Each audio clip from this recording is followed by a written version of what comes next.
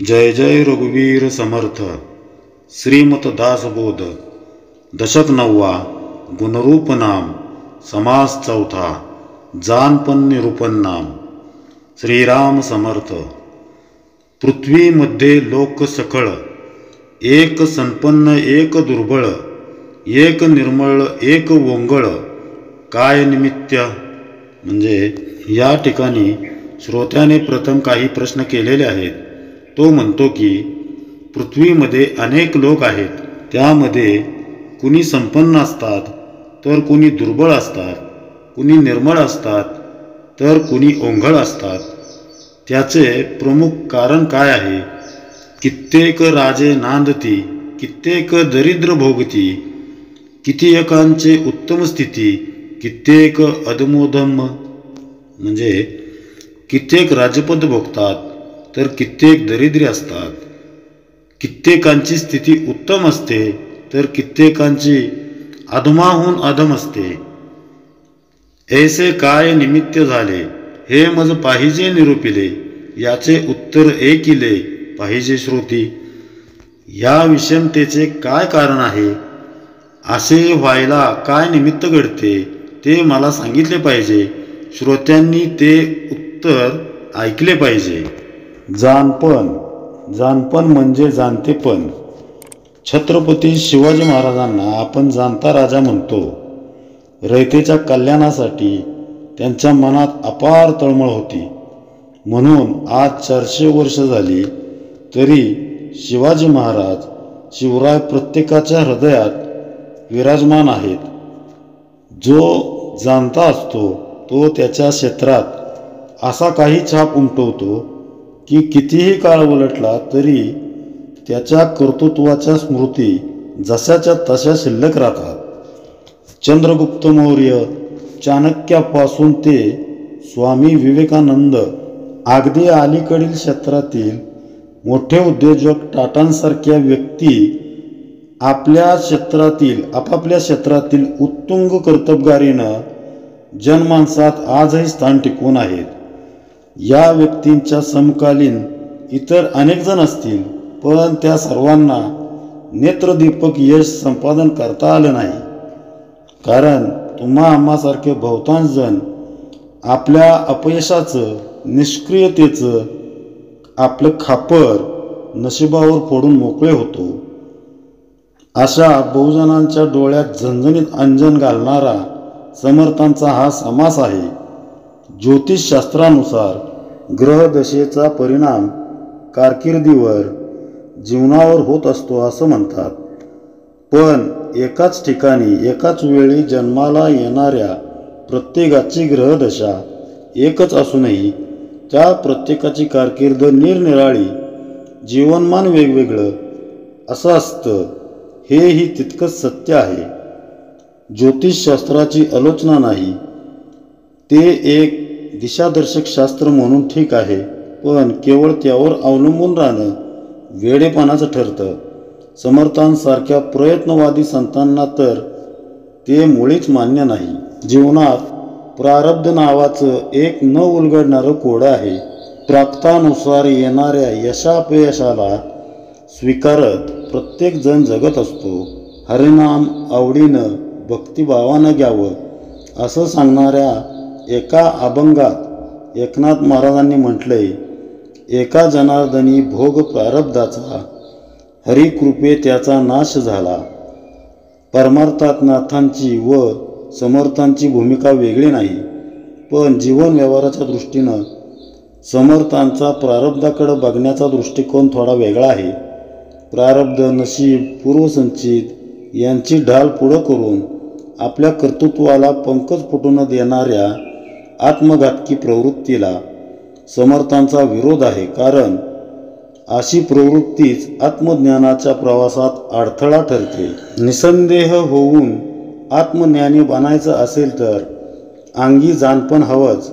ज्ञान प्राप्तीसाठी सारेजण धडपडत असताना अज्ञानामुळे येणारं दुःख, निरनिराळ्या पातळ्यांवरील भिन्नता समाजात दिसून येते। श्रोता काय प्रश्न विचारतोय आणि त्यावर समर्थ काय उत्तर देत आहेत ते आपण बघू। पृथ्वीवर एवढी मोठी लोकसंख्या आहे, त्यातील काही जण राजवैभव उपभोगतात, तर काही जण इतके दरिद्री असतात की त्यांना 2 वेळचं अन्न मिळवायची मारामार असते. काही जण सुखवस्तूमध्ये जीवन जगतात, तर काही जण आदमहीन जीवन कंठत असतात. या भिन्नतेचं कारण श्रोता समर्थांना विचारतोय.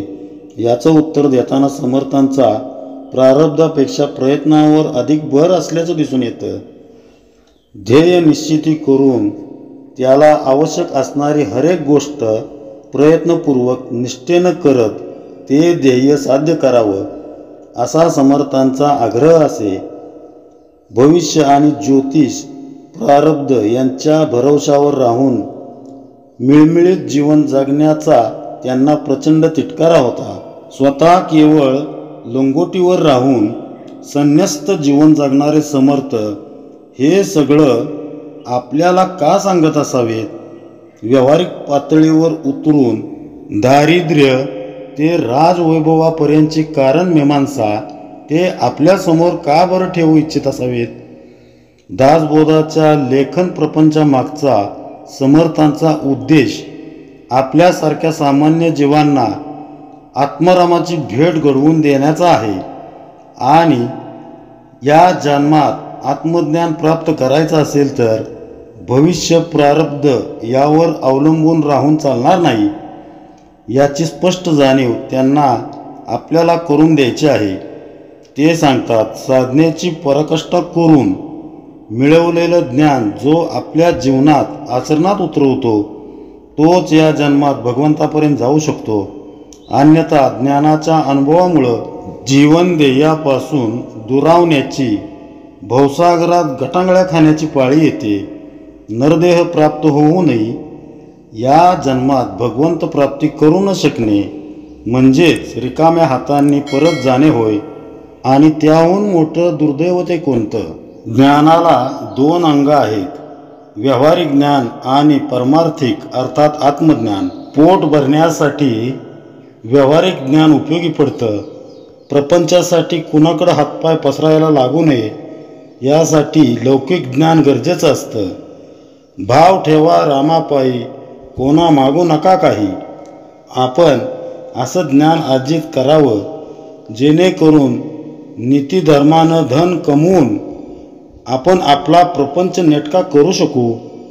यातून संतांना हेही सूचित करायचं आहे की परमार्थात येड्या गाबाळांचं कामच नव्हे. मोठ्या सत्पुरुषांची उदाहरणं देऊन कोणी आपला प्रपंच वाऱ्यावर सोडून दिला तर संतांना ते आवडणार नाहीच. शिवाय परमार्थाच्या दृष्टीनं ते सर्वथा अयोग्य वर्तन ठरेल. संत वागेल तसं वागून आपण संत होऊ शकत नाही. संत हे संतच असतात. त्यांना नेमून दिलेलं काही कार्य करण्यासाठीच ते पृथ्वीवर अवतरलेले असतात. त्यांची नक्कल आपण करू नये. संतांनी दिलेल्या साधन मार्गावर अविरत चालत आपल्या वाटेला आलेलं प्रारब्ध आनंदानं भोगावं, प्रपंच नेटका करावा व मुखी अखंड नाम घ्यावं, एवढंच सद्गुरूंना अपेक्षित आहे. प्रपंचातील कर्तव्यापासून पळून जाणं, बायको, मुलं, आईवडील यांच्याप्रती असलेल्या आपल्या जबाबदाऱ्या टाळणं आणि वर राम मला भेटावा म्हणून मी प्रपंचावर पाणी सोडलं असं म्हणणं संतांना कदापिही मान्य होणार नाही. उलट संत सांगतात, उत्तम ज्ञानार्जन करावं, नीतिधर्मानं पैसा मिळवून प्रपंच सुखाचा करावा, रामा वाचून कधी कुणासमोर हात पसरू नये. समर्थ अशा व्यावहारिक ज्ञानाच्या आधारे परमार्थ मार्गही समजावून सांगतात. ज्या प्रमाणात आपण ज्ञानाचा उपयोग व्यवहार कुशलतेसाठी करू त्या प्रमाणात आपल्याला अर्थार्जन होतं. त्याप्रमाणे परमार्थामध्ये देखील मनुष्य ज्या प्रमाणात आत्मज्ञानाची पुंजी साठवू लागतो त्या प्रमाणात त्याला मोक्ष लक्ष्मीचा लाभ होऊ लागतो व त्यातूनच तो आत्मज्ञानाच्या दृष्टीनं परिपक्व होऊ लागतो. ज्ञान त्याच्या अंतरंगी स्थिरावू लागतं. व्यवहारामध्ये जसं ज्ञान आवश्यक असतं तसं परमार्थिक पातळी उंचवण्यासाठी ज्ञानच उपयोगी पडतं. हे ज्ञान केवळ पुस्तकी नसावं, कारण आपण हल्लीच्या काळात बघितलं तर धीरूभाई अंबानींसारख्या व्यक्तीचं शिक्षण फारसं नसूनही त्यांनी उभारलेलं साम्राज्य अचंबित करणारं आहे. हे सकळ गुणापासी गती, सगुण भाग्यश्री भोगिती, अवगुणास दरिद्र प्राप्ती, यदर्थी सदेह नाही. म्हणजे हे सर्व गुणांवर अवलंबून आहे. जे सद्गुणी असतात ते भाग्यश्रीचा उपभोग घेतात आणि अवगुणी असतात त्यांना दारिद्र्य प्राप्त होते. यात संशयास जराही जागा नाही. जो जो जेथे उपजला तो ते व्यवसायी उमजला, तयास लोक म्हणती भला कार्यकर्ता. म्हणजे जो जो माणूस ज्या ज्या व्यवसायात तो व्यवसाय करणाऱ्या घरात किंवा कुळात जन्माला येतो तो व्यवसाय करणे त्याला चांगले जमते. अशा रीतीने तो व्यवसाय करू लागला की लोक त्याला चांगला कार्यकर्ता आहे असे म्हणून नावचतात. जाणता तो कार्य करी, नेनता काहीच न करी, जाणता तो पोट भरी, नेनता भीक मागे. म्हणजे जाणता हुशार असेल तो काम करतो, जो नेमता असतो तो काहीच करत नाही. त्यामुळे जाणता माणूस व्यवस्थित पोट भरू शकतो, तर नेमत्याला भीक मागण्याची पाळी येते. हे तो प्रगटची असे, जनी पाहता प्रत्यक्ष दिसे, विद्येविन करंटा वसे, विद्या तो भाग्यवंत. म्हणजे ही गोष्ट तर जगात प्रत्यक्षच दिसून येते की जो विद्याहीन असतो तो करंटा राहतो आणि ज्याच्याजवळ विद्या असते तो भाग्यवान ठरतो. आपुली विद्या न शिकावी तरी काये भीक मागासी, जेथे तेथे बुद्धी ऐसी, वडिले सांगती. म्हणजे आपली विद्या शिकला नाहीस तर भीक मागण्याची वेळ येईल. अशा प्रकारे जेथे तेथे वडील माणसे, वडीलधारी लोक मुलांना, आपल्या आपापल्या मुलांना उपदेश करीत असतात. वडील आहे करंटा आणि समर्थ होये धाकुटा, का जे विद्येने मोठा म्हणून या. म्हणजे एखाद्या घरी मोठा भाऊ भाग्यहीन करंटा असतो तर धाकटा पुष्कळ विद्या शिकून समर्थ, कर्तबगार आणि भाग्यवान ठरतो. विद्या नाही, बुद्धी नाही, विवेक नाही, साक्षेप नाही, कुशलता नाही, व्याप नाही, म्हणून प्राणी करंटा. म्हणजे ज्याच्याजवळ विद्या नसेल, बुद्धी नसेल, विवेक नसेल, आग्रह नसेल, कोणतेही कौशल्य नसेल, व्याप नसेल, तर तो प्राणी करंटा भाग्यहीन ठरतो. बघा, या ओवीतील सर्व घटक गुणाकाराप्रमाणे धरायचे आहेत. गुणाकारासाठी अनेक संख्या घेतल्या व त्यापैकी एक संख्या शून्य असेल तर सर्व गुणाकारच शून्य होतो. तसं वरील घटकांचं आहे. ज्ञान किंवा कर्तबगारीकडं एका वेगळ्या दृष्टीनं बघताना समर्थ सूत्र देत आहेत. ते असं: विद्या गुणुले हुशारी गुणुले विवेक गुणुले प्रयत्न गुणुले कौशल्य गुणुले व्याप बरोबर यश. हे सूत्र जो अंगीकारेल त्याच्यापासून यश फार काळ दूर राहूच शकत नाही. त्याला कदाचित अपयश येईलही, पण त्यामुळं हताश न होता त्या सूत्राच्या आधारे तो इतर घटकांवर विचार करू लागेल. अर्थात सुधारण्याची संधी मानून, अपयश ही यशाची पहिली पायरी मानून त्यावर तो जोमानं काम करेल व यश खेचून आणेल. जीवनात आपण जे क्षेत्र निवडू त्यातील सखोल ज्ञान, प्रशिक्षण प्रगतीसाठी अत्यंतिक गरजेचं असतं. याविषयी कुणाचं दुमत नसावं. ज्ञानाशिवाय कार्याला सुरुवात करणं म्हणजे अपयशाला आमंत्रण देण्यासारखंच आहे. शिवाय ज्ञानाला सतत अध्ययावर ठेवणंही तितकंच महत्त्वाचं आहे. ज्ञानाला व्यवहारात उतरवण्यासाठी हुशारी असायला हवी. हुशारीला विवेकाची जोड हवी. अन्यथा कमवलेलं ज्ञान मातीमोल ठरण्याची शक्यता असते. एकदा चुकीचा शब्द किंवा चुकीची कृती यशाला अपयशात बदलून टाकते. त्यासाठी योग्य ज्ञानाचा योग्य ठिकाणी योग्य वेळी वापर करण्यासाठी विवेक असायलाच हवा. विद्या, हुशारी, विवेक यांच्यासोबत भरपूर कष्ट करण्याची तयारी हवी. निवडलेल्या क्षेत्रात स्वतःला झोकून देऊन काम करीत राहिलं तर अंगी कौशल्य येऊ लागतं. नवनिर्मितीचा ध्यास, नाविन्याचा स्वीकार, अनावश्यक गोष्टींचा त्याग हे कुशलतेचे पैलू आहेत. या सगळ्याबरोबरच कामाचा व्याप हवा, त्याचा विस्तार करण्याची तयारी हवी.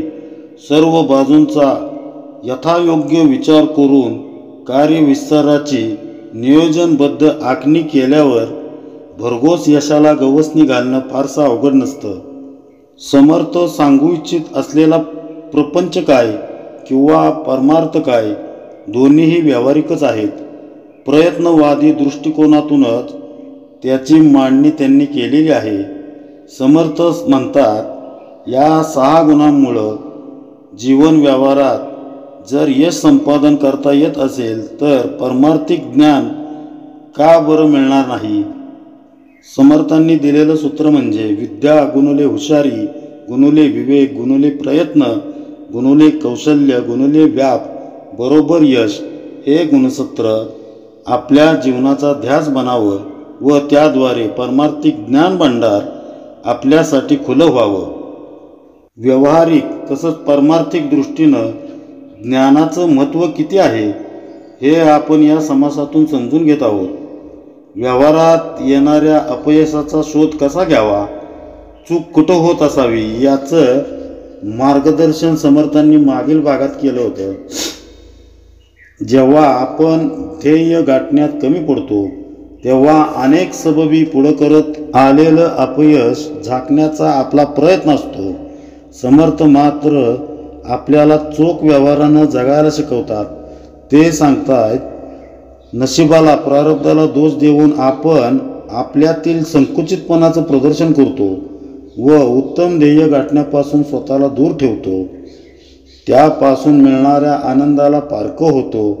समर्थांनी दिलेल्या सूत्राच्या आधारे अपयशाची प्रामाणिकपणे कारणमीमांसा केल्यावर आपली नेमकी चूक लक्षात येऊ शकते. झालेल्या चुकांची दुरुस्ती करून त्रुटींवर मात करून सगळ्या गोष्टी परिपूर्ण कशा होतील असा विचार व त्यानुसार कृती केल्यास ध्येयपूर्तीकडे आपली वाटचाल सुरू होते. हे सूत्र समर्थांनी केवळ व्यवहारातच यश मिळावं म्हणून सांगितलेलं नाहीये, तर त्याच सूत्राच्या आधारे आत्मवस्तूंच्या प्राप्तीसाठी हे प्रयत्न करावेत. त्यासाठी आवश्यक असणारं ज्ञान प्राप्त करावं असं त्यांचं सांगणं आहे. संतांच्या प्रापंचिक पातळीवरील बोधावरून परमार्थाकडं पाहायचं म्हटल्यास त्यांच्या सांगण्यात विसंगती आहे की काय अशी एक पुसटशी शंका आपल्या मनात डोकावते. आपण देहबुद्धीची मंडळी आहोत, त्यानुसार आपलं विचार मंथन चालणारच. संत वचनांच्या आधारे आपणच आपला बुद्धिभेद कसा करून घेतो ते बघू. संत तुकाराम महाराज सांगून गेलेत, ठेविले अनंते तैसेची राहावे, चित्ती असो द्यावे समाधान. भगवंतानं जसं ठेवलंय तसं आपण चित्तात समाधान ठेवून राहावं असा या पंक्तीचा सरळ अर्थ आहे. पुढे, इतुके ही जेथे वसे तेथे वैभवास उणे नसे, वैभव सोडिता अपैसे पाठी लागे. म्हणजे या सर्व गोष्टी म्हणजे विद्या बुद्धी जेथे असतील तेथे वैभवाला तोटा नसतो. त्याने वैभव नको म्हटले तरी ते आपोआप पाठीला लागून येते. याचाच अर्थ समर्थांच्या स्वानुभूतीचं तेजच या ओवीतून ओसांडून वाहतंय. जीवन व्यवहारात परमार्थात ज्यानं जाणतेपणानं आपलं ध्येय प्राप्त केलं त्याच्या मागं वैभव नको म्हटलं तरी धावत असतं. आपण अगदी अलीकडचं एक उदाहरण बघितलं तर रिओ ऑलिम्पिकमध्ये रौप्य पदक मिळवलेल्या PV सिंधूवर अभिनंदन तसेच अनेक बक्षिसांचा वर्षाव झालेला आपल्याला तर ठाऊक आहेच. त्यामागं त्या खेळाडूची अपार मेहनत असते, त्या कष्टांचं ते कौतुक असतं. अशी कितीतरी उदाहरणं आपल्याला आपल्या अवतीभोवती पाहायला मिळतात. पुढे, वडील समर्थ धाकुटा भिकारी, एका याची कैसी परी, वडिला ऐसा व्याप न करी म्हणून या. म्हणजे एखाद्याच्या घरी वडील भाऊ कर्तबगार असतो, समर्थ असतो, तर धाकटा भिकारी असतो. याचे कारण हेच असते की धाकटा मोठ्या भावाप्रमाणे व्याप करीत नाही. जैसी विद्या तैसी हाव, जैसा व्याप तैसे वैभव, तोलासारखा हाव भाव लोक करीती. म्हणजे जशी विद्या असेल तिला अनुसरून त्या माणसाची महत्त्वाकांक्षा असते. जितका त्याचा व्याप असेल तितक्या प्रमाणात त्या माणसाला वैभव प्राप्त होते. प्रत्येकाच्या सामर्थ्यानुसार जो तो कर्तबगारी दाखवतो. विद्या नसे वैभव नसे, तेथे निर्मळ कायचा असे, करंटपणे वोकटा दिसे, वोंगळ आणि विकारी. ज्याच्याजवळ विद्या नाही, वैभव नाही, तो निर्मळ कसा असेल, तो करंटपणाने वाईट दिसतो, गलिच्छ आणि विकारी असतो. पशु पक्षी गुणवंत, त्यास कृपा करी समर्थ, गुण नसता जेणे व्यर्थ प्राणीमात्रांचे. म्हणजे पशु पक्षी यांच्या ठिकाणी सुद्धा जर काही गुण असतील तर समर्थ लोक त्यांच्यावर कृपा करतात. काही चांगले गुण नसतील तर त्या प्राणीमात्रांचे जेणे व्यर्थ होय. गुण नाही, गौरव नाही, सामर्थ्य नाही, महत्त्व नाही, कुशलता नाही, तर्क नाही प्राणीमात्रांशी. म्हणजे काही माणसे अशी असतात की त्यांच्या अंगी गुण, मोठेपणा, सामर्थ्य, महत्त्व, कुशलता अथवा तर्क यापैकी काहीही नसते. या कारणे उत्तम गुण तेची भाग्याचे लक्षण, लक्षणे विन अवलक्षण सहजची झाले. म्हणून उत्तम गुण हेच भाग्याचे लक्षण होय. या उलट ते नसतील तर भाग्याच्या लक्षणाऐवजी तेथे सहजच अवलक्षण दिसून येते. जनामध्ये जो जाणता त्यास आहे मान्यता, कोणी एक विद्या असता महत्त्व पावे. म्हणजे जो जाणता माणूस असतो त्याला लोकात मान्यता मिळते. काही ना काही विद्या येत असेल तर सहजच महत्त्व प्राप्त होते. समर्थांना काय म्हणायचे बघा, एखाद्या विशिष्ट कलेचा, विद्येचा, गुणवत्तेचाच गौरव होतो असं नाही, तर समाजासाठी भूषणावह ठरणाऱ्या कोणत्याही विद्येची प्राप्ती करण्यासाठी ज्यानं स्वतःला झोकून दिलं त्याच्या मागं यश हे सतत धाव घेत असतं. मात्र अशी निपुणता प्राप्त करणं वाटतं तितकं सोपं नाही. बॅडमिंटन खेळणारा प्रत्येकजण काही PV सिंधू होऊ शकत नाही. क्रिकेट खेळणारा प्रत्येकजण काही सचिन तेंडुलकर होऊ शकत नाही. त्यांच्यासारखं यश प्रत्येकाला साध्य करता येणार नाही. मात्र तरी त्यांच्या अथक परिश्रम करण्याच्या गुणाचा अभ्यास होणं ही काळाची गरज आहे. जनमान्यता मिळण्यासाठी त्यांनी प्रयत्नांची किती राशी ओतल्या असतील हे जाणून घेऊन त्यानुसार आपल्यात सुयोग्य बदल करणं, गुणांचं संवर्धन करत त्याला जीवनात उतरविणं म्हणजेच जाणतं होणं होय. समर्थ सांगतात, अशा जाणत्या व्यक्तींसाठी यशाची, ज्ञानाची कवाडं आपोआप उघडतात. आता जे लौकिक व परलौकिक अशा दोन्ही बाजूंनी अज्ञानी आहेत अशा नेमत्या लोकांची स्थिती पाहू. समर्थांनी सांगितलेल्या 6 गुणांचा अंगीकार करण्यासाठी तळमळीनं प्रयत्न न करणं, आळसापोटी जीवन ध्येयच सोडून देणं, ते गाठण्याच्या दृष्टीनं काहीच प्रगती न करणं, अपयशानं खचून जाऊन त्या ध्येयापासून मागं हटणं, ध्येयावर लक्ष केंद्रित करण्यामध्ये विवेक कमी पडणं, अशा एक ना अनेक कारणामुळं आपण जाणतेपणापासून लांब लांब जाऊ लागतो. अज्ञानाच्या पोरेगात राहिलेल्या व्यक्तीला कित्येक अपदांना समोर जावं लागतं.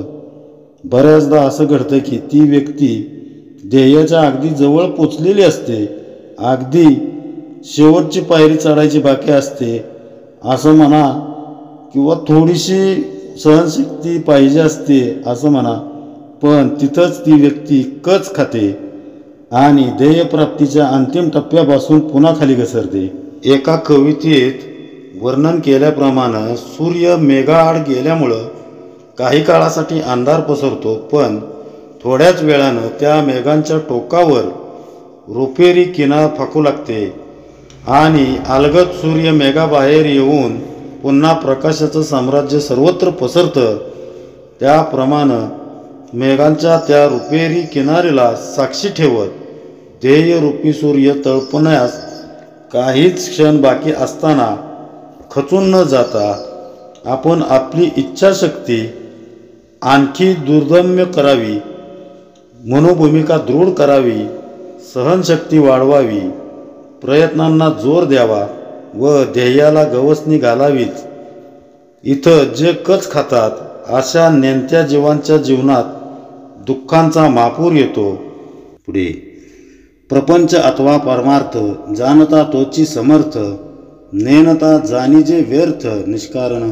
म्हणजे प्रपंच असो किंवा परमार्थ, त्यात जाणता मनुष्यच समर्थ ठरतो. नेणता असेल तर तो कुचकामाचा असून व्यर्थच जपतो.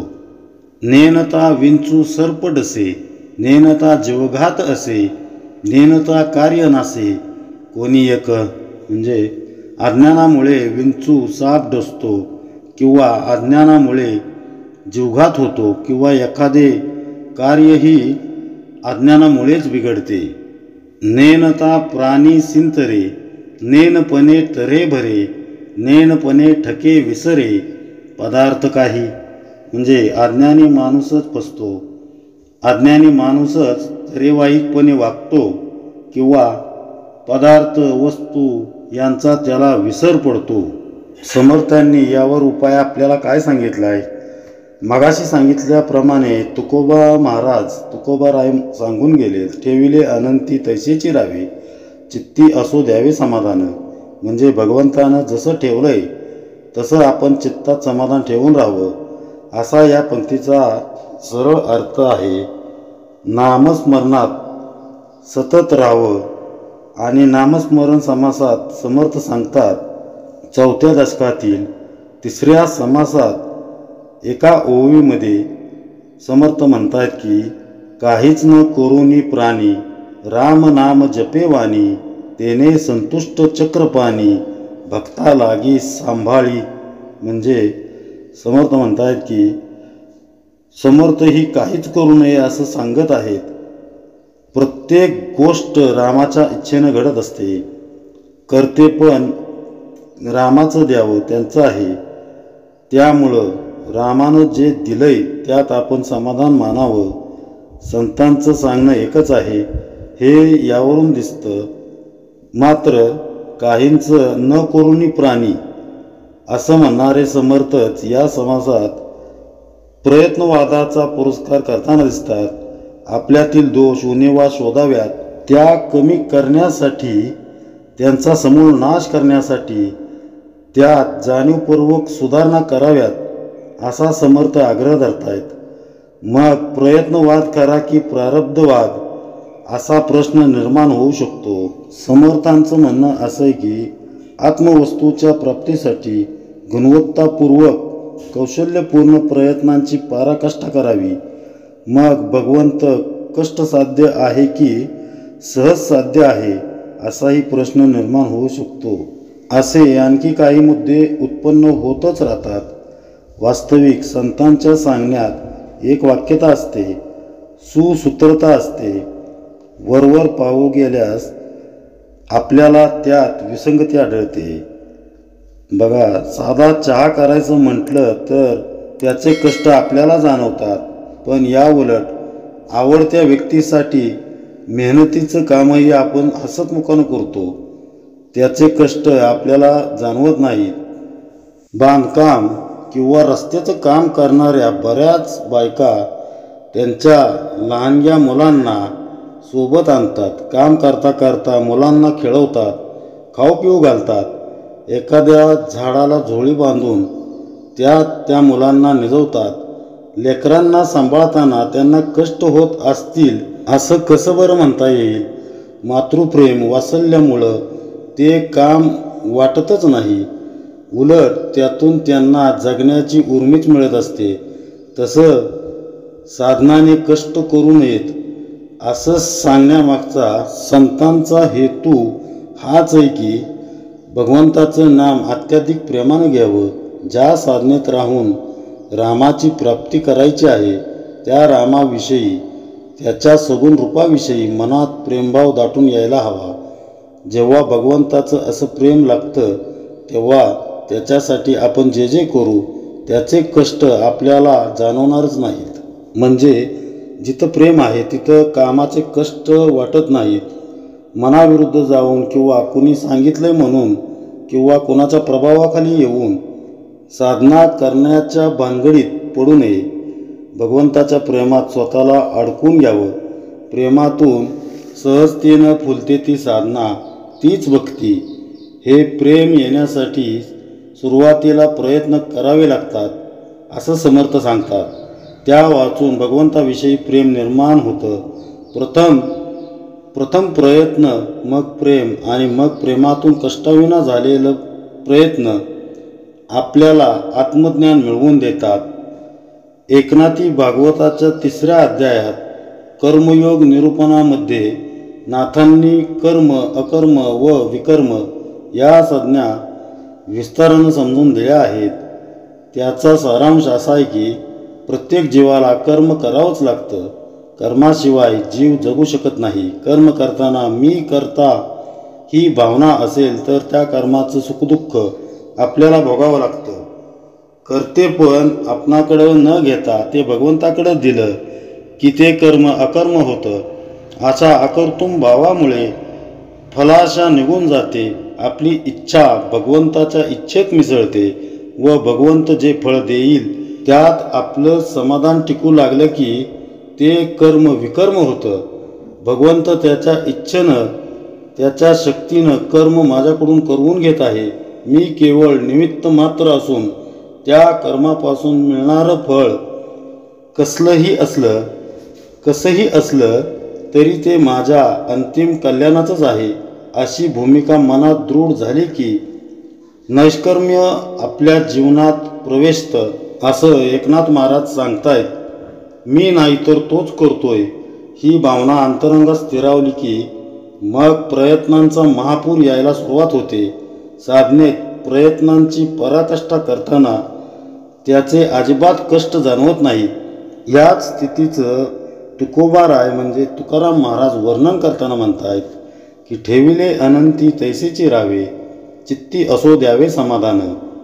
भगवंतच सगळं करतोय, तोच फळ देतोय आणि ते माझ्यासाठी उत्तमच असणार. मग मी असमाधानात का राहायचं? कर्मरत असताना, साधन करताना काही चुक्या झाल्याच तर त्या भगवंता चरणी विधीन कराव्यात. त्यात सुधारणा करून पुन्हा जोमानं प्रयत्नांना सुरुवात करावी. अशा भगवंताचरणी समर्पित झालेल्या जीवाचा सांभाळ भगवंतच करतो हे स्वानुभवानं समर्थांनी सांगितलंय. त्यामुळे संत वचनात वरवर भेद वाटत असले तरी त्यांचा भावार्थ एकच आहे हे ध्यानात ठेवावं. प्रेमातून कष्टाविना झालेल्या प्रयत्नांचा भाग आपण बघितला. आता ज्ञानासाठी आवश्यक असणारे इतर 6 घटक विद्या, हुशारी, विवेक, प्रयत्न, कौशल्य, व्याप अंगीकारायचे कसे, त्या योगे ज्ञान संपादन करायचं कसं, यासाठी कशाचा त्याग व कशाचा स्वीकार करायचा आणि तेही कोणत्या क्षणी हे विद्येचं सार विद्येच्या माहेरघरी म्हणजे सद्गुरूं चरणांपाशी आल्यानंतर उमगतं. श्री सद्गुरू चरणांशी शरणागत झालं की खरी विद्या येते. त्या योगे हुशारीही येते. सर्व शास्त्रांचं मंथन करून त्यातील विज्ञान म्हणजेच भगवंताचं नामस्मरण ही सोपी खुणगोष्ट सर्वांना मिळते. सद्गुरूंनी नाम दिलं, आता आपलं काम झालं असं मानून बरेच जण या टप्प्यावर विसरतात किंवा विसावतात. व्यावहारिक ज्ञानाच्या आधारे आत्मज्ञानाची संकल्पना समर्थ आपल्याला समजावून देत आहेत. आत्मज्ञान प्राप्त करण्यासाठी श्री सद्गुरू कृपेशिवाय अन्य उपाय नाही हे खरंच, पण स्वस्वरूपाची जाण व्हावी यासाठी आपल्याकडूनही प्रामाणिक प्रयत्न घडायला हवेत. विद्या, हुशारी अशा समर्थांनी विदित केलेल्या इतर गुणांचाही संयोग घडवून आणून त्या योगे आत्मज्ञानाच्या दिशेनं झेपावणं प्रत्येकाला शक्य आहे हे इथं ध्यानात घ्यावं. इथं प्रारब्ध वगैरे काहीही आड येत नाही. रामायण काली सीतामाऊलीच्या शोधासाठी हनुमान स्वारी सर्व शक्तीनिशी उड्डाण करताना त्यांचं शेवटचं पाऊल ज्या टेकडीवर पडलं ती टेकडीच पावलातील जोरामुळं रसातळाला गेली. तसं आपणही स्वस्वरूप प्राप्तीच्या जीवन ध्येयाकडं ताकदीनं उड्डाण करताना आपल्या साऱ्या लौकिक उपाधींची टेकडी रसातळाला जायला हवी. त्यामुळं प्रयत्नांची कास तर सोडायची नाहीच. व्यवहारात आणि परमार्थात आपल्या वाट्याला जे कर्म आले ते पूर्ण करण्यासाठी अगदी झटून प्रयत्न करायला हवेत असा आग्रह समर्थ धरत आहेत. व्यवहारात किंवा परमार्थात दोन गट असू शकतात. जाणत्या अर्थात ज्ञानी जनांचा आणि नेणत्या अर्थात अज्ञानी लोकांचा. म्हणजे जाणता किंवा ज्ञानी व्यक्ती जन्मजात ज्ञान घेऊन आलेला नसतो, तर अत्यंत प्रयत्नपूर्वक तो जीवन ध्येय गाठण्यासाठी पाठपुरावा करत राहतो. समर्थांनी विदित केलेल्या यश प्राप्तीच्या सूत्रातील विद्या, हुशारी, विवेक, प्रयत्न, कौशल्य, व्याप या 6 घटकांवर तो सतत विचार मंथन करत राहतो व ज्ञान प्राप्तीच्या दिशेनं अग्रेसर होत जातो.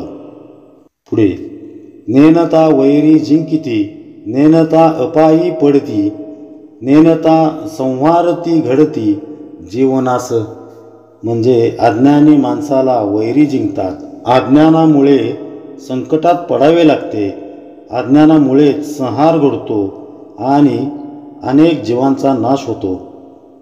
आपुले स्वहित नकळे जना, तेने भोगिती यातना, ज्ञान नेनता अज्ञाना अधोगती.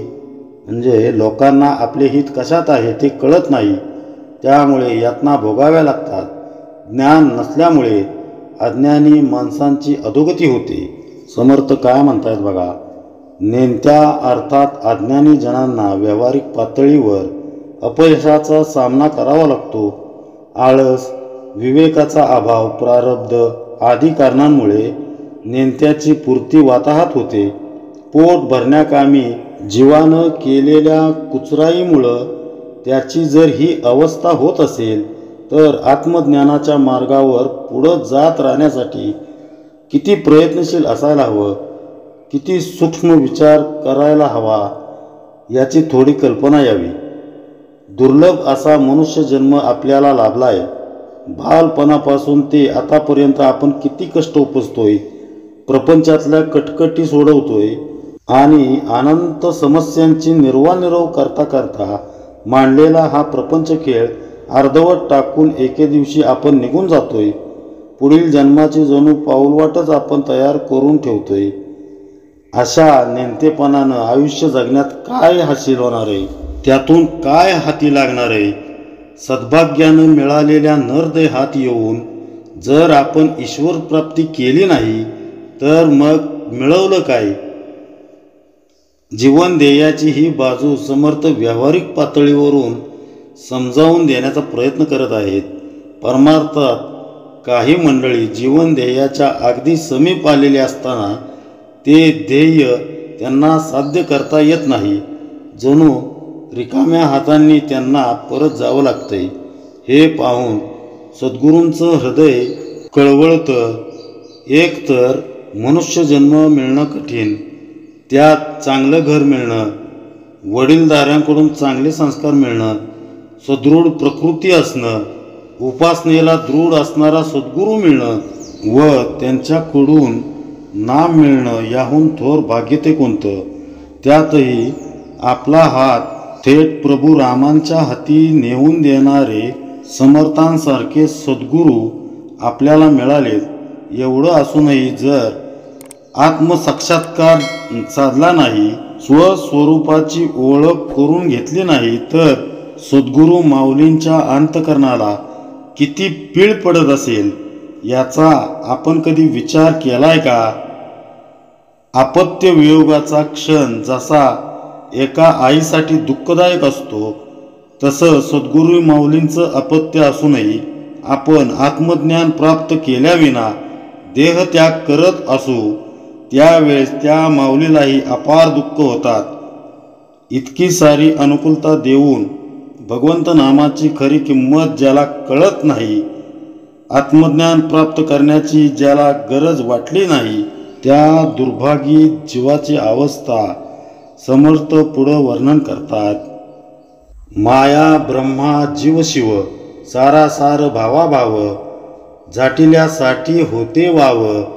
जन्ममरण म्हणजे माया म्हणजे काय, ब्रह्म म्हणजे काय, जीव कुणाला म्हणावे, शिव कुणाला म्हणावे, भाव म्हणजे काय, अभाव म्हणजे काय, सार नेमके काय आहे, असार काय आहे वगैरे सर्व जाणून घेतले की जन्म मरणातून सुटका होते. कोण करता निश्चयसी बद्ध मोक्ष तो कोणासी, ऐसे जाणता प्राणियांसी सुटिका घडे. म्हणजे करता कुणाला म्हणावे याचा निश्चय, बंध मोक्ष कुणाचा होतो इत्यादी जाणले असता मनुष्याची जन्म मरणातून सुटका होते. जाणीजे देव निर्गुण जाणीजे मी तो कोण, जाणीजे अनन्य लक्षण म्हणीजे मुक्त. देव निर्गुण आहे हे जाणावे. आपण मी म्हणतो तो मी कोण हे जाणून घ्यावे. अनन्य म्हणजे काय, त्याचे लक्षण कोणते वगैरे सर्व जाणले म्हणजे मुक्ती मिळते. जितुके जाणून सोडिले तितुके दृश्य ओलाडिले, जाणत्यास जाणता तुटले मूळ मीपणाचे. म्हणजे सर्वांचे स्वरूप जाणून त्याचा त्याग केला, जितके दृश्य आहे ते नाशिवंत जाणून त्याला ओलांडले आणि हे सर्व जाणणारा जो आत्मा त्याला जाणले असता मीपणाचे मूळच नाहीसे होते. न जाणता कोटीवरी साधने केली परोपरी, तरी मोक्षास अधिकारी होणार नाही. म्हणजे वरील सर्व गोष्टी न जाणता परोपरीने कोट्यावधी साधने केली तरी तो माणूस मोक्षाचा अधिकारी कधीही होणार नाही. म्हणजे जे साधायचं आहे त्याकरता न जाणता किती जरी साधनं करत राहिलो तर काहीच साध्य होणार नाही. जाणत्याला न जाणता कितीही साधन केलं तर मोक्ष मिळणारच नाही. तेव्हा सद्गुरू चरण हृदयात घट्ट धरून गुरूंनी दिलेलं साधन आपलं जीवन ध्येयच समजावं. प्रपंच त्यांचा आहे असं मानून समजून तो उत्कृष्ट करण्याचा प्रयत्न करावा. पण प्रपंच मुळीच नासका, विवेके करावा नेटका ही समर्थ उक्ती ध्यानी धरून प्रपंचात आसक्ती ठेवू नये. कारण त्रिगुणांनी भरलेल्या प्रपंचातील सुख शाश्वत नव्हे. प्रपंचातील क्षणिक सुख आशा आयुष्यभराचं बंधन ठरते. त्यामुळं उत्तम व्यवहार करून त्याचं फळ सद्गुरू इच्छेंवर सोडावं. आत्मिक पातळीवर मात्र भगवंत प्राप्तीसाठी मनापासून प्रयत्न करावेत. मी कोण, देव कोण हे जाणण्यासाठी, त्याची अनुभूती घेण्यासाठी सद्गुरूंनी सांगितलेल्या मार्गानं बिनधास्तपणे जावं. नाम साधनेची पराकाष्ठा करावी. माझ्या आयुष्यातला एक एक क्षण व्यर्थ जातो आहे रे, आता तरी मला सद्बुद्धी दे, जेणेकरून प्रभू राम दर्शनासाठी माझी तयारी होऊ शकेल. अशी रात्री झोपताना सद्गुरूंना अनन्यतेनं प्रार्थना करावी. अंतरीची तीव्र तळमळ, अखंड साधनेचे प्रामाणिक प्रयत्न सद्गुरूंना भावतात ते मग कृपा करतात आणि आपण जाणते होतो. हाच आपल्या भाग्योदयाचा मांगलिक क्षण असतो. माया ब्रह्म ओळखावे, आपणास आपण जाणावे, इतुक्यासाठी स्वभावे चुके जन्म. म्हणजे माया कशी आहे, ब्रह्माचे स्वरूप काय आहे हे ओळखावे व स्वरूपाचे अनुसंधान ठेवून आपण आपणास जाणून घ्यावे. हे सर्व केल्याने स्वाभाविकपणे पुन्हा जन्मावे लागत नाही. जाणता समर्थांचे अंतर, प्रसंगे वर्ते तदनंतर, भाग्य वैभव अपार तेनेची पावे. म्हणजे समर्थांचे अंतरंग जाणून घेऊन नंतर प्रसंगानुसार योग्य आचरण केल्यामुळे अपार भाग्य वैभव प्राप्त होते. समर्थ अर्थात भगवंतांचं अंतरंग जाणावं, त्याच्या खऱ्या स्वरूपाचं ज्ञान करून घ्यावं. मग जीवन व्यवहारात प्रसंगानुरूप विवेक जागृत ठेवून आचरण करावं. असं केल्यानं जीवाला मोठं भाग्य लाभून त्याला आत्मवैभव प्राप्त होईल, असं आशीर्वचन जणू समर्थ या ओवीतून देत आहेत. व्यवहारात परमार्थात जाणतेपण अर्थात परिपूर्ण ज्ञान असणं आवश्यक आहे. कारण ज्ञान नसेल तर व्यवहारात तर अडचणी येतातच, पण परमार्थात देखील ज्ञानाअभावी गती खुंटत जाते. जीवनाचं मूळचं खरं ध्येयच न समजल्यामुळं किंवा ते समजलं जरी असलं तरी ते साध्य करण्यासाठी प्रयत्न न केल्यामुळं जीव जन्ममृत्यूच्या कचाट्यात सापडतो. जाणपण नसल्यामुळं त्याला प्रत्येक आपदांना तोंड द्यावं लागतं. म्हणून समर्थ ज्ञानार्जनाचं महत्त्व विशिष्ट अधोरेखित करून सांगत आहेत. मग ज्ञानप्राप्ती कशी करायची असा प्रश्न निर्माण होऊ शकतो. भक्तियोगाच्या पायावर उभारलेल्या या दासबोधात समर्थ आपल्याला ईश्वर भक्ती, आराधना, स्वरूप साक्षात्कारामध्ये भक्तीचं महत्त्व अशा आदी बाबींचं सखोल विवेचन करत आहेत. समर्थांनी सर्वप्रथम सामान्य जीवाच्या जीवनात डोकावून पाहिलं, त्याच्या बाह्य व आंतरस्थितीचं समग्र अवलोकन केलं व त्या सामान्य जीवावरील करुणेपोटी त्याच्या उद्धारासाठी म्हणून समर्थांची अंतःस्फूर्ती शब्दबद्ध होऊन दासबोधाच्या रूपात चिरंतन झाली. त्यांच्या अंतरंगातील शब्द कल्याणावरील म्हणजेच साधकावरील प्रेमापटी व्यक्त होत गेले. त्यांच्या या शब्दरचनेत त्यांच्या आत्मानुभूतीचं रोकडं प्रत्यंतर आहे.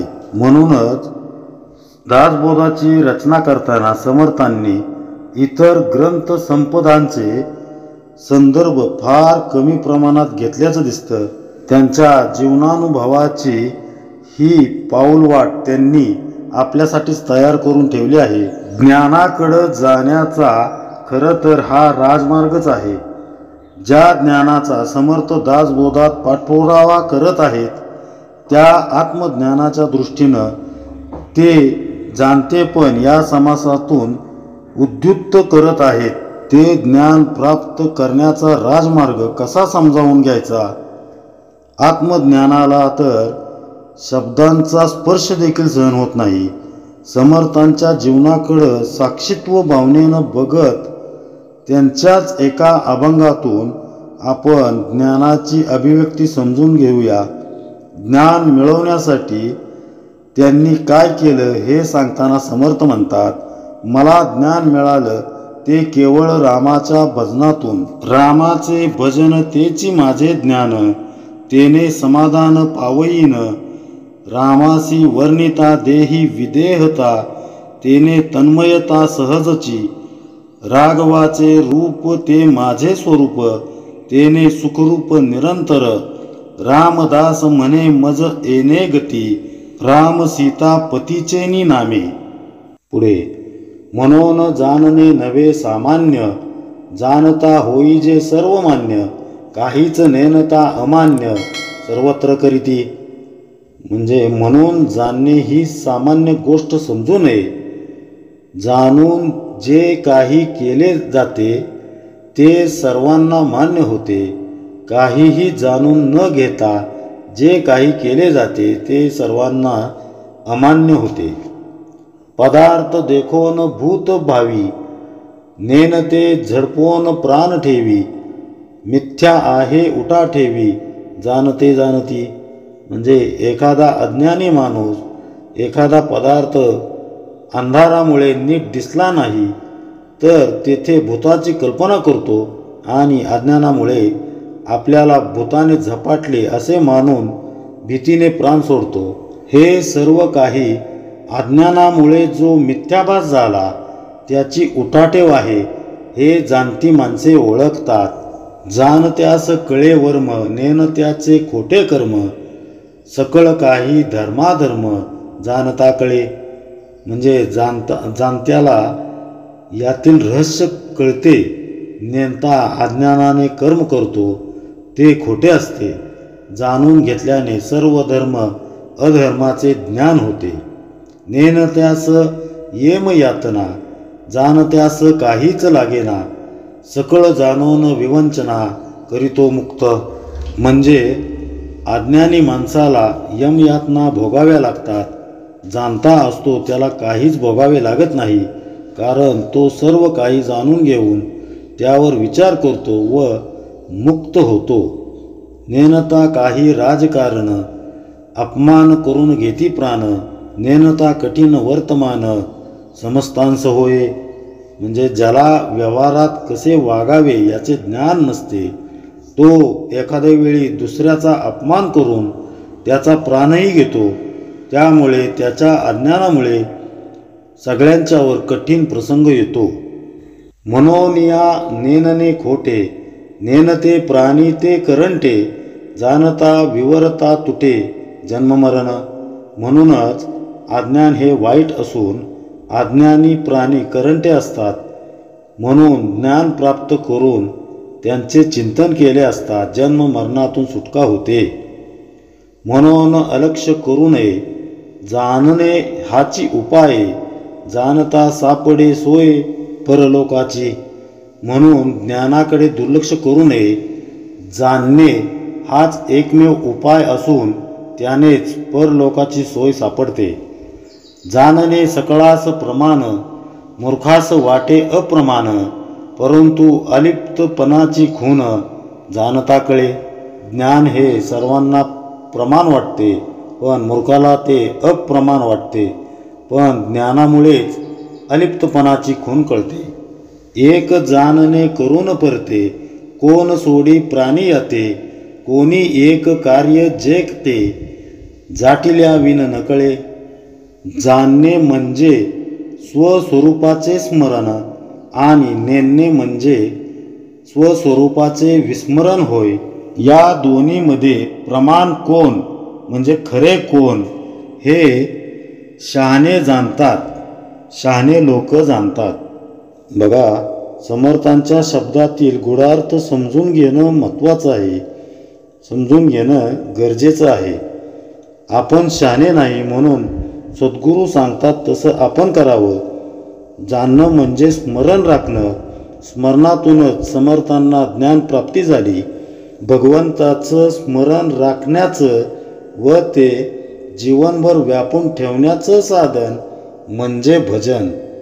समर्थांनी राम भजनाचा आयुष्यभर हव्यास केला, हव्यास धरला. एखाद्या प्रिय गोष्टीचं किंवा व्यक्तीचं स्मरण ठेवण्यासाठी आपल्याला कुठल्याही प्रकारचे कष्ट पडत नाहीत. त्याचं स्मरण आपण विविध अंगांनी सहजगत्या ठेवू शकतो. समर्थांचं प्रभू रामावर अतीव प्रेम होतं. त्यांच्या चित्तात वसत असलेल्या रामरायाचं भजन मग वेगवेगळ्या मार्गानं होऊ लागलं. समर्थ सांगतात, रामासी वर्णिता देही विदेहता, तेने तन्मयता सहजची. रामाचं वर्णन करू लागलं, त्याची कथा गाऊ लागलं की वाचेला मधुरता येते. मन त्यात रम्मान होऊ लागतं. जो रामभजनात दंग होतो तो कलियुगात न राहता त्रेतायुगात रामासोबत कधी वनात तर कधी अयोध्येत जातो. सध्या कलीचा सर्वत्र प्रभाव असताना भजन आपल्याला रामराज्यात घेऊन जातं. रामभजनात रंगून गेल्यावर तुलसीदासांना उन्मनी अवस्था प्राप्त झाली. ते देहभान विसरून गेले. राम जन्मा अगोदरच्या प्रसंगापासून रामायणातील साऱ्या प्रसंगाचे ते जणू साक्षीदार झाले व महादेवांच्या कृपेने रामचरितमानस त्यांनी शब्दबद्ध केलं. रामाच्या गुणांचं वर्णन करताना आपल्यालाही विदेहता प्राप्त होते. मी म्हणजे देह या जाणीवेत असताना आपल्या संकटांचा दुःखांचा विसर पडतो. प्रारब्ध देहापुरतं असून मी तर या देहाच्या पलीकडचा आहे. प्रारब्धाशी केलेल्या करारामुळं मी देहात राहत असून माझं खरं स्वरूप तर तो रामच आहे. माझा नित्य श्वास तोच आहे. रामाचं गुणगान करत असताना आपल्याला अशी सहजावस्था येऊ लागते, म्हणजेच आपण विदेही होऊ लागतो. आपण रामाशी सहज तन्मय होऊ लागतो. जाणते लोक शहाणे, नेणते वेडे दैन्यवाने, विज्ञान तेही जानपणे कळो आले. म्हणजे जाणते लोक असतात ते शहाणे असतात, नेणते वेडे दैन्यवाने असतात. विज्ञान म्हणजेच अनुभव म्हणजे काय हे पण जानपणामुळेच कळू शकते. जेथे जानपण खुंटले तेथे बोलणेही तुटले. हेतुरहित झाले समाधान. म्हणजे जेथे जाणीवही खुंटते तेथे बोलणेही तुटते. स्वरूपानुभव आला की जाणीवही राहत नाही आणि शब्दही तिथपर्यंत पोचू शकत नाही. त्यामुळे हेतुरहित अनिर्वचनीय असे समाधान प्राप्त होते. म्हणजेच मी आत्मज्ञानी झालो असं जर कुणी म्हणत असेल तर तो त्या परमस्थितीपासून बराच दूर असतो असं समजावं. खरा आत्मज्ञानी भजनानंदी निमग्न असतो. त्याच्याजवळ गेल्यास भजनाची स्पंदनं आपल्या अंतरंगात स्फुरण निर्माण करतात. त्याच्या स्पर्शानं आपल्यालाही भजनाचा संसर्ग होतो. अशा भजनानं ज्ञानाची प्राप्ती होते. उंबरठ्यावरील दिव्याचा जसा अंगणात आणि घरात दोन्ही ठिकाणी प्रकाश पडतो तसं देहाच्या जीवारूपी उंबरठ्यावर भजनाचा नामाचा अखंड नंदादीप लावल्यास तोच आपल्याला जानपण मिळवून देईल. ज्ञानाच्या प्रकाशात आपलं व्यावहारिक तसंच पारमार्थिक जीवन उजळून निघेल. समर्थांच्या या वचनाला आपण जीवनात अंगीकारलं तर दासबोधाचं मर्म गवसल्याचं समाधान आपल्याला लाभेल. श्रोते म्हणिती हे प्रमाण झाले परम समाधान. परिपिंड ब्रह्मांड ऐक्य लक्षण मज निरोपावे. म्हणजे श्रोते म्हणतायत की आपले हे सांगणे प्रमाण आहे, त्यामुळे परम समाधान प्राप्त झाले आहे. परंतु आता पिंड ब्रह्मांड ऐक्य लक्षण मला समजावून सांगावे. ब्रह्मांडी तोची पिंडी असे, बहुत बोलती ऐसे, परंतु याचा प्रत्यय विलसे ऐसे केले पाहिजे. म्हणजे जे ब्रह्मांडात असते तेच पिंडात असते असे अनेक लोक सांगतात, पण त्याचा प्रत्यय यावा असे आपण केले पाहिजे. पहा, श्रोते म्हणतायत की तुमचे सांगणे खरे आहे, म्हणजे प्रमाण आहे, त्यामुळे आम्हाला परम समाधान प्राप्त होते.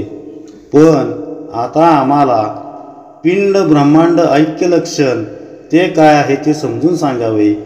त्यावर सद्गुरू म्हणतायत, समर्थ म्हणतायत की जे ब्रह्मांडात असते तेच पिंडात असते असे लोक म्हणतात, पण त्याचा प्रत्यय यावा लागतो. तसा प्रत्यय यावा म्हणून आपण कार्य केले पाहिजे, कर्म केले पाहिजे. तसे साधन केले पाहिजे. इति श्री दासबोधे गुरुशिष्य संवादे जानपन निरूपण नाम. जय जय रघुवीर समर्थ.